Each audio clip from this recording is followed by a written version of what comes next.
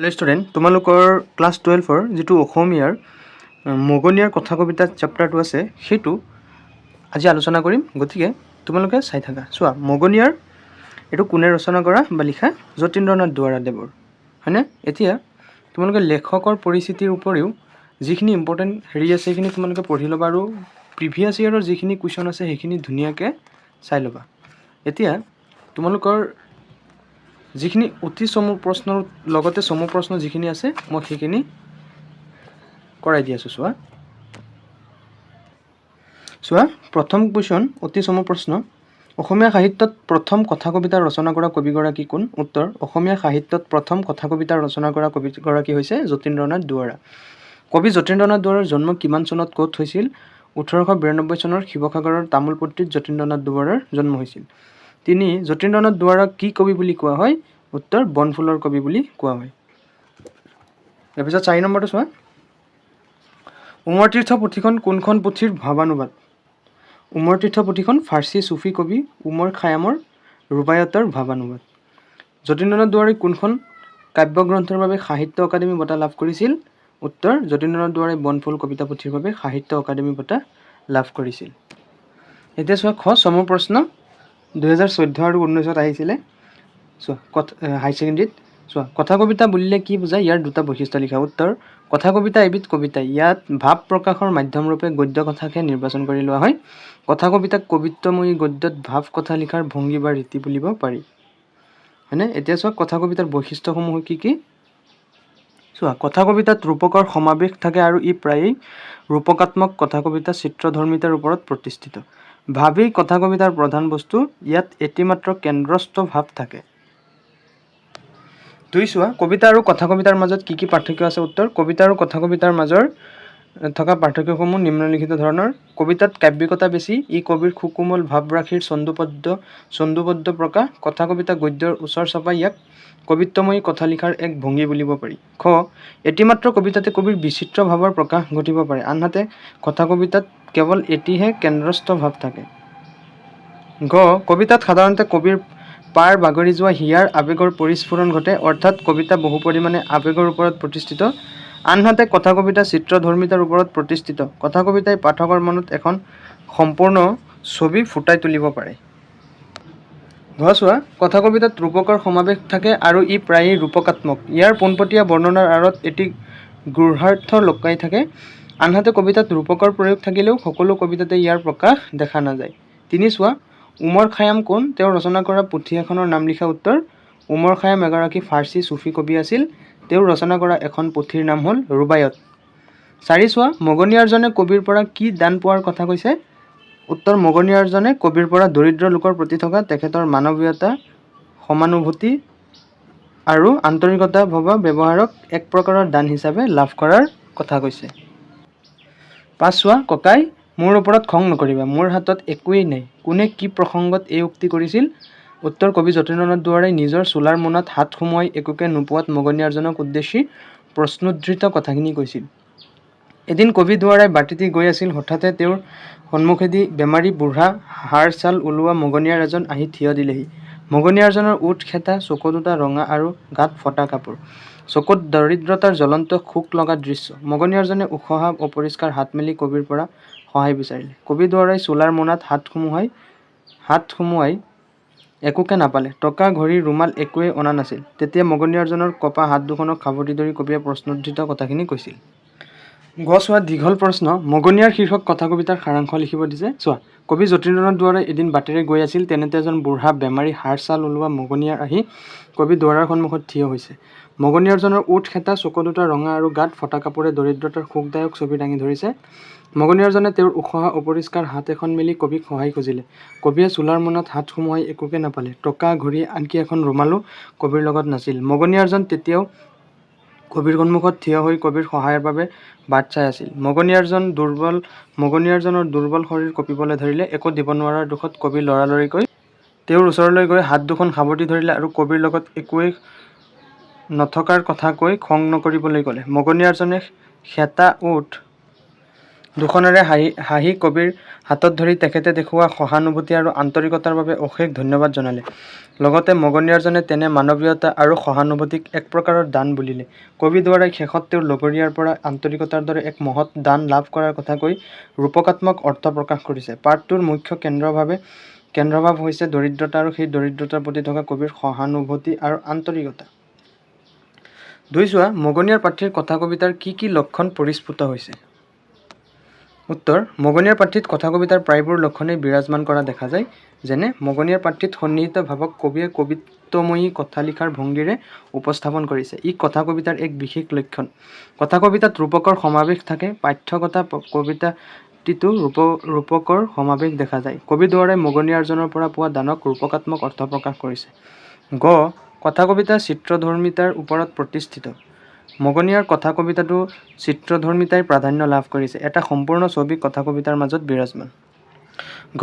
কথা কবিতাত এটা মাত্ৰ কেন্দ্ৰস্থ ভাৱ থাকে। এই লক্ষণ মগনিয়াৰ কথা কবিতাটিৰ মাজতো ফুটি উঠিছে। মগনিয়াৰ আৰু কবিৰ মাজৰ যি আন্তৰিকতা তাক এটি কেন্দ্ৰস্থ ভাৱৰ মাজেৰে ফুটাই তোলা হৈছে। ৩ চোৱা, কবি যতীন্দ্ৰনাথ দুৱৰাৰ সাহিত্যকৃতিৰ এটি চমু পৰিচয় দাঙি ধৰা। উত্তৰ: অসমীয়া সাহিত্যত যতীন্দ্ৰনাথ দুৱৰা ঘাইকৈ কথা কবিতাৰ জনক। ছাত্ৰাৱস্থাৰ পৰাই তেওঁ কবিতা ৰচনা কৰিছিল। তেওঁৰ দ্বাৰা ৰচিত কবিতা পুথিসমূহ হ'ল উমৰ তীৰ্থ, আপোন সুৰ, বনফুল, মিলনৰ সুৰ আৰু মৰমৰ সুৰ। ফাৰ্চী চুফী কবি উমৰ খায়ামৰ ৰুবায়তৰ প্ৰথম অসমীয়ালৈ ভাৱানুবাদ কৰি দুৱৰাই উমৰ তীৰ্থ পুথিখন ৰচনা কৰিছিল। কথা কবিতা তেওঁৰ একমাত্ৰ কথা কবিতাৰ পুথি। অসমীয়া সাহিত্যত যতীন্দ্ৰনাথ দুৱৰাই ৰুছ সাহিত্যিক আইভান তুৰ্গেনিভৰ পয়েম ইন প্ৰ'জ আৰু আফ্ৰিকাৰ লেখিকা অলিভ শ্ৰাইনাৰৰ ৰচনাৰ আলমত কথা কবিতা ৰচনা কৰে। ইয়াৰ পিছত চোৱা, দুৱৰাৰ ভাষা আৰু ৰচনাশৈলীত পাশ্চাত্যৰ বহুতো কবিৰ প্ৰভাৱ পৰিছে। কিন্তু তেওঁৰ আপোন সত্তা প্ৰতিটো সৃষ্টিৰ মাজতে জিলিকি আছে। বিৰিঞ্চি কুমাৰ বৰুৱাৰ ভাষাত তেওঁৰ কবিতাত ভাষাৰ জটিলতা, শব্দৰ দুৰ্বোধ্যতা আৰু অৰ্থৰ অস্পষ্টতা নাই। তেওঁৰ কাব্যত ভাষা শিশুৰ দৰে সৰল, স্বভাৱ সুন্দৰী ৰমণীৰ দৰে নিৰলস্কাৰ। বনফুল কবিতা পুথিৰ বাবে দুৱৰাই সাহিত্য অকাডেমি বঁটা লাভ কৰে। এই বঁটা লাভ কৰা তেওঁই প্ৰথম অসমীয়া।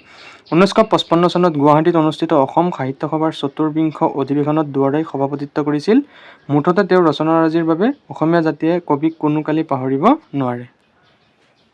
এতিয়া চোৱা ৪, মগনিয়াৰ পাঠটি ক'ৰ পৰা সংগ্ৰহ কৰা হৈছে? পাঠটিৰ মূল ভাৱটি তোমাৰ নিজৰ ভাষাত লিখা। উত্তৰ: মগনিয়াৰ পাঠটি যতীন্দ্ৰনাথ দুৱৰাৰ কথা কবিতা নামৰ পুথিখনৰ পৰা সংগ্ৰহ কৰা হৈছে। পাঠটিৰ মূল ভাৱটি তলত দিয়া হ'ল: কবি এদিন বাটেৰে গৈ থাকোঁতে বুঢ়া বেমাৰী হাড় ছাল ওলোৱা এজন মগনিয়াৰ আহি তেওঁৰ ওচৰত থিয় হ'লহি। মগনিয়াৰজনৰ ওঠ খেঁচা, চকু দুটা ৰঙা, পিন্ধনত ফটা কাপোৰে দৰিদ্ৰতাৰ শোকদায়ক ছবি দাঙি ধৰিছিল। মগনিয়াৰজনে তেওঁৰ উখহা অপৰিষ্কাৰ হাত মেলি কবিক সহায় বিচাৰিলে। কবিয়ে চোলাৰ মোনাত হাত সুমুৱাই একোকে নাপালে। কবিয়ে সেইদিনা নিজৰ লগত টকা, ঘড়ী, ৰুমাল একোৱে অনা নাছিল। মগনিয়াৰজনে তেতিয়াও কবিৰ ওচৰতে কিবা এটা পোৱাৰ আশাত থিয় হৈয়ে আছিল আৰু তেওঁৰ দুৰ্বল শৰীৰটো কঁপিবলৈ ধৰিছিল। মৰ্মান্তিক সেই দৃশ্য কবিৰ সহ্য নহ'ল। সমস্ত আন্তৰিকতা উজাৰি দি কবিয়ে মগনিয়াৰজনৰ দুহাতত সাৱটি ধৰিলে আৰু তেওঁৰ ওচৰত একো নথকাৰ কথা কৈ দুখ প্ৰকাশ কৰিলে। পিছে কবিৰ দুচকুত আৰু আচৰণত প্ৰকাশ পোৱা অকৃত্ৰিম আন্তৰিকতাই যেন মগনিয়াৰজনক বিশেষ কিবা এটা প্ৰদান কৰিলে, যাক মগনিয়াৰজনে বিশেষ দান হিচাপে গ্ৰহণ কৰিলে। শেঁতা ওঠ দুটিৰে হাঁহি মগনিয়াৰজনে এই দানৰ বাবে কবিক অন্তৰেৰে ধন্যবাদ জনালে। কবিতাটোৰ কেন্দ্ৰীয় ভাৱ হৈছে মানৱ মনৰ আন্তৰিকতা আৰু মানৱীয়তা। পাৰ্থিৱ বস্তুৱে পূৰাব নোৱাৰা অভাৱ আন্তৰিকতাৰেও পূৰ কৰিব পাৰি। মগনিয়াৰজন দৰিদ্ৰ হ'লেও তেওঁৰ মনতো কবিৰ প্ৰতি আন্তৰিকতাৰ অভাৱ হোৱা নাছিল। কবিয়ে মগনিয়াৰজনৰ জৰিয়তে মানৱীয় অনুভূতিৰ জয়কেই সাব্যস্ত কৰিছে। ৫ চোৱা, মগনিয়াৰ পাঠটিৰ কবি আৰু মগনিয়াৰজনৰ মাজত হোৱা কথোপকথনখিনি তোমাৰ নিজৰ ভাষাত লিখা। উত্তৰ: কবি এদিন বাটেদি গৈ থাকোঁতে বুঢ়া বেমাৰী হাড় ছাল ওলোৱা এজন মগনিয়াৰ আহি তেওঁৰ ওচৰত থিয় হ'লহি। মগনিয়াৰজনে তেওঁৰ উখহা অপৰিষ্কাৰ হাত মেলি কবিক সহায় বিচাৰিলে। কবিয়ে চোলাৰ মোনাত হাত সুমুৱাই একোকে নাপালে। কবিয়ে সেইদিনা নিজৰ লগত টকা, ঘড়ী, ৰুমাল একোৱেই অনা নাছিল। মগনিয়াৰজনে তেতিয়াও কবিৰ ওচৰতে কিবা এটা পোৱাৰ আশাত থিয় হৈয়ে আছিল আৰু তেওঁৰ দুৰ্বল শৰীৰটো কঁপিবলৈ ধৰিছিল। মৰ্মান্তিক সেই দৃশ্য কবিৰ সহ্য নহ'ল। সমস্ত আন্তৰিকতা উজাৰি দি কবিয়ে মগনিয়াৰজনৰ দুহাতত সাৱটি ধৰিলে আৰু তেওঁৰ ওচৰত একো নথকাৰ কথা কৈ দুখ প্ৰকাশ কৰিলে। ককাই মোৰ ওচৰত মোৰ ওপৰত খং নকৰিবা, মোৰ হাতত একোৱেই নাই। মগনিয়াৰজনে আচৰিত হৈ কবিৰ ফালে চাই খেতা ওঠ দুটিৰে অলপ হাঁহি অতি কষ্টৰে মাত লগালে। কি হ'ল? একো কথা নাই। ইয়াৰ কাৰণে অশেষ ধন্যবাদ।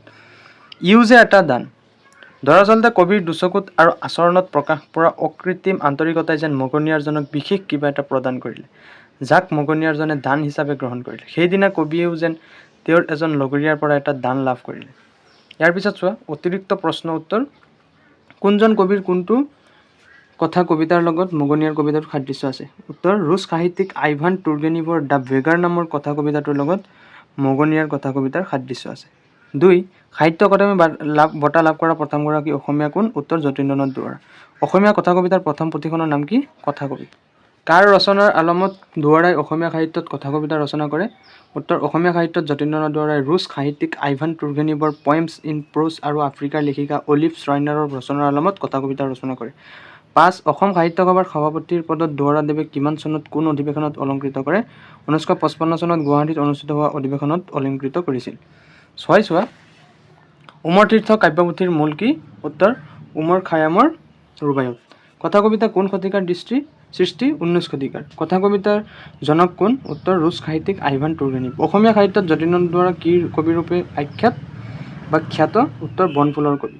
মগনিয়াৰ কথা কবিতাটোৰ মগনিয়াৰ আৰু কবিৰ মাজত থকা এটা সাদৃশ্য আৰু এটা বৈসাদৃশ্য। উত্তৰ, মগনিয়াৰ কথা কবিতাৰ মগনিয়াৰ আৰু কবিৰ মাজত থকা এটা সাদৃশ্য আৰু এটা বৈসাদৃশ্য হৈছে মগনিয়াৰজনৰ দৰে কবিৰ ওচৰতো সেইদিনা একোৱেই নাছিল, যদিও তেওঁলোকৰ মাজত মানৱীয় অনুভূতি আৰু আন্তৰিকতাৰ এক সাদৃশ্য আছিল আৰু বৈসাদৃশ্য আছিল। মগনিয়াৰজন আছিল অতি দৰিদ্ৰ, তেওঁৰ সৰ্বদেহত দৰিদ্ৰতাৰ চিন পৰিস্ফুট। আনহাতে কবিৰ চেহেৰাত দৰিদ্ৰতাৰ কোনো চিন নাই।